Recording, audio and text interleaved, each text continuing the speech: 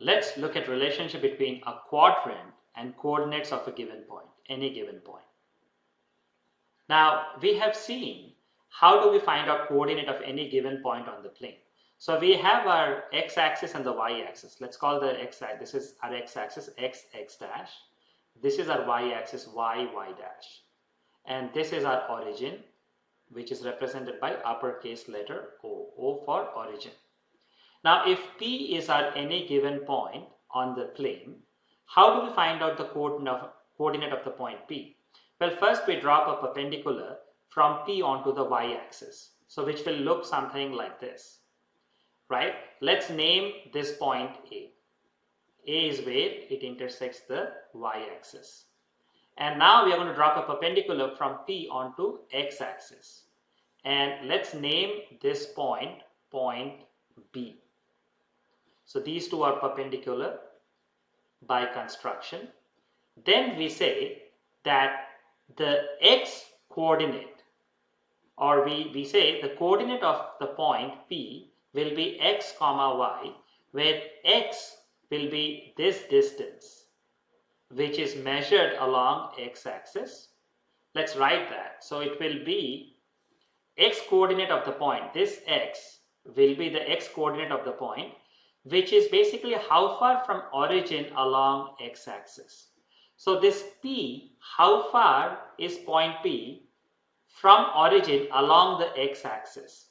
So we go on our x-axis and see when we drop the perpendicular, how far away is point P along x-axis. That gives us the x coordinate. We call that the x coordinate of the point. And similarly, the y coordinate of the point will be how far the point is from origin along y-axis, right? So in other words, the x coordinate, we can say that the x coordinate will be x is a short form for x coordinate, will be the distance AP, which is the same as distance OB, which in this example is 4 units, right? And this x coordinate or any x coordinate is also known as abscissa. Another word for x coordinate sometimes you may come across is abscissa. Now, what about the y coordinate? So y is short for y coordinate, which is how far is point P from origin along y-axis, which is the distance BP or OA. So this will be the distance BP or OA, and in our example, this length is 6 units, right? So the y coordinate is also known as ordinate.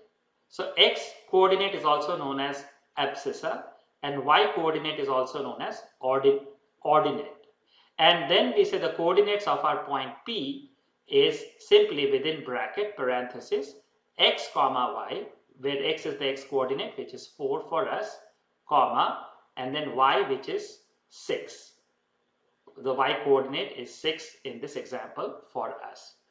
Now, also let's take a look at this. This will be very interesting.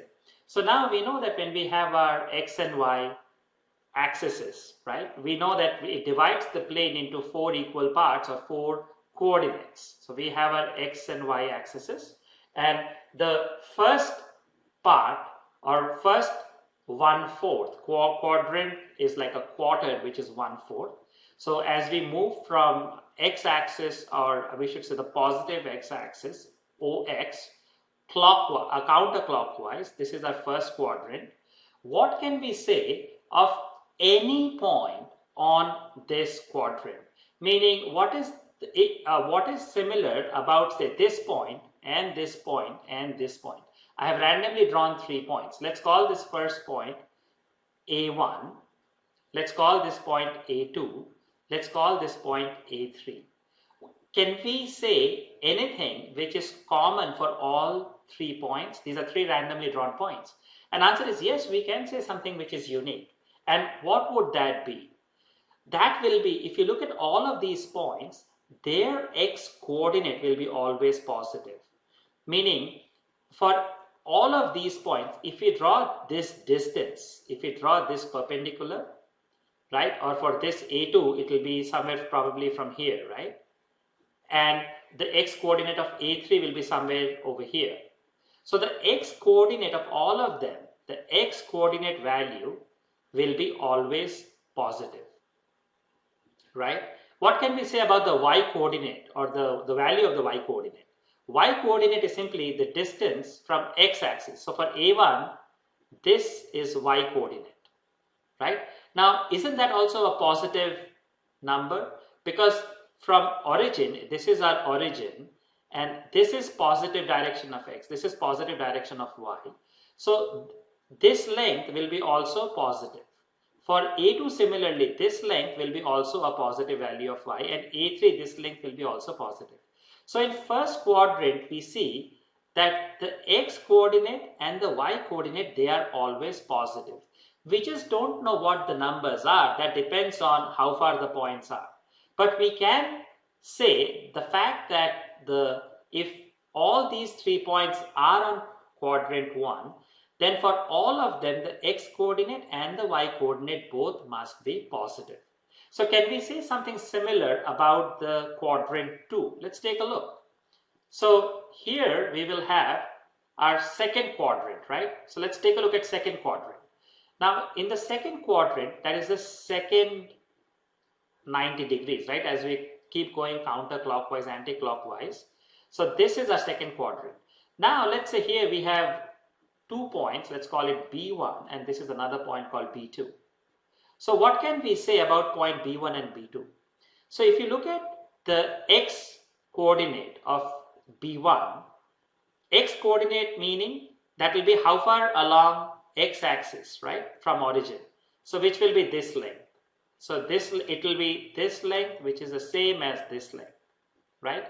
So now this is a negative value. Why? Because OX dash is a negative direction. So this is a negative value on x axis. So this number will be always negative. Similarly for B2, how far along x axis from origin, if we draw this, it will be this distance. So this will be again a negative value.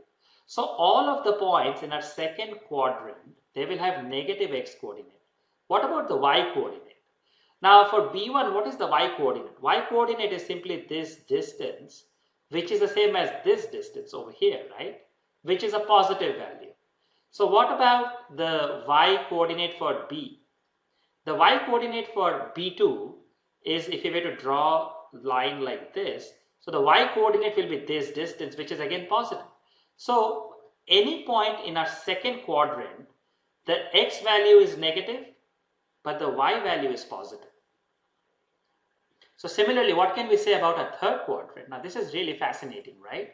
So for the third quadrant, we see that if we take any value, say let's randomly take a value here.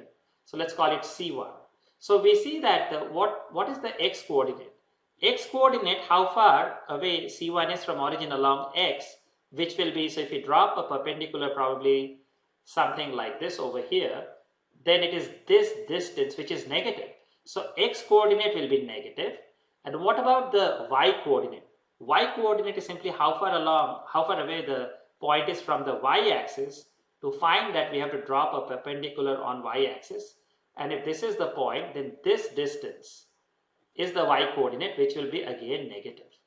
So we see that for third quadrant, both the x and the y coordinates, they are always negative. And finally, now we are left with a fourth quadrant. On the fourth quadrant, if you take any point, let's call it point D1 here. Now, what can we say about the coordinates of the x coordinates and y coordinates of the point D1? Well, if we find out how far away from origin along x-axis, so we have to drop a perpendicular like that, and it will be this distance. So this is a positive value. So we say x will be positive for any point on the fourth quadrant. And similarly, what can we say about the y coordinate of any point on the fourth quadrant? Y coordinate will be how far away along y-axis is the point D1. So for that, we have to drop a perpendicular all the way from here onto y-axis, and it will be this distance, and that will be a negative value. So what we see is that even though the Exact point depends on the exact value or how far away from x and y coordinate the point is. But we can actually have a general idea. If the x coordinate and the y coordinate of any point they are given to us, by looking at their signs, meaning if the x coordinate is positive, if x coordinate is positive or negative, or the y coordinate is positive or negative, we have an idea and we can tell which quadrant the point will belong. So if both x and y coordinates are positive, we know that the point belongs to quadrant 1. If the x is negative but the y is positive, we know the point belongs to quadrant 2. If both of them are negative, if x coordinate is negative and y coordinate is negative, we know that our point belongs to third quadrant.